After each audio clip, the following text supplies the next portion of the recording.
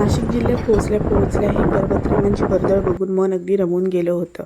आणि तसंही रोडचं कन्स्ट्रक्शन चालू असल्यामुळे गाडी आमची स्लो चालली होती. त्यामुळे आम्ही मंत्रमुग्ध होत चाललो होतो. Hello everyone, hope you all are doing great. Welcome back to my channel. My name is Mayuri आणि आज आम्ही जात आहोत त्र्यंबकेश्वर ज्योतिर्लिंग येथे दर्शन घेण्यासाठी. तर आम्ही त्र्यंबकेश्वर इथे पोहोचलो त्यावेळी आम्ही लगेच दर्शनासाठी गेलो नव्हतो. थोडा वेळ आम्ही नाश्ता वगैरे केला, फ्रेश झालो आणि नंतर आम्ही दर्शन घेण्यासाठी गेलो. तर आम्ही रांगेत उभे राहिलो त्यावेळी शार्प 5:30 वाजले होते, हे मी पाहिलं होतं. आणि तिथे VIP दर्शनासाठी सुद्धा पासची लाईन होती आणि पासची किंमत काहीतरी 200 रुपीज पर पर्सन अशी होती. मी शुअर नाही आहे, पण ॲप्रॉक्सिमेटली तितकीच होती. तर आम्ही रांगेत उभे राहिलो त्यावेळी खूपच गर्दी होती आणि अशा टोटल आय थिंक 10 रूम्स होत्या ॲप्रॉक्सिमेटली. आणि एका रूममध्ये काहीतरी 10 रोज होत्या. त्यामुळे लोकांचे पेशन्स संपले होते. आणि तुम्ही बघू शकता ह्या आजी कशा हे बॅरिकेड क्रॉस करून जात आहेत.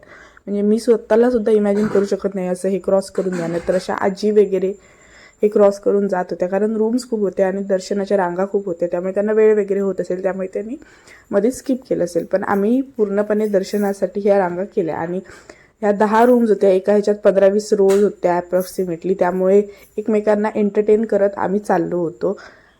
आणि दर्शनासाठी रांगांमध्ये बसण्यासाठी वगैरे व्यवस्थित सोय होती. आणि तिथे पिण्याचं पाणीसुद्धा व्यवस्थित होतं. त्यामुळे आणि वरती फॅन वगैरे चालू होते, त्यामुळे एवढं काही वाटत नव्हतं. फक्त रांगा जास्त होत्या आणि थोड्या थोड्या वेळाने त्या रांगा चालत होत्या. त्यामुळे आणि मधीच आरती वगैरे असते, त्यामुळे जरा उशीर होतो, एवढंच. बाकी व्यवस्थित दर्शनासाठी तिथे दर्शन करण्यासाठी भक्तांसाठी व्यवस्थित सोय केलेली होती. जसं शिर्डीला आहे तसंच इथे सुद्धा होतं. तर मंदिरामध्ये गाभाऱ्यामध्ये फोन्स अलाउड नाही आहे, तसं त्यांनी तिथे लिहिलं आहे. मंडपमध्ये असतील. तर आम्ही आमचं दर्शन व्यवस्थित घेतलं. आम्ही जवळजवळ 5 तास लाईनमध्ये उभे होतो. 5:30 आणि 5 आमचं दर्शन व्यवस्थित झालं. त्याच्यानंतर आम्ही, कारण एवढ्या वेळ रांगेत उभे राहिल्यानंतर व्यवस्थित दर्शन होणं हे गरजेचं आहे, त्यामुळे आम्ही व्यवस्थित दर्शन घेतलो, बाहेर आलो.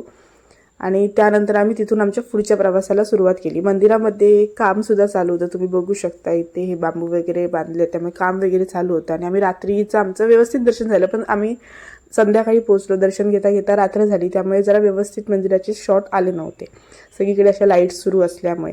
तुम्हाला हा व्हिडिओ कसा वाटला हे नक्की कमेंट करून सांगा. व्हिडिओ आवडला असेल तर लाईक करा, चॅनलला सबस्क्राईब करा आणि जास्तीत जास्त लोकांपर्यंत शेअर करा. Thank you for watching.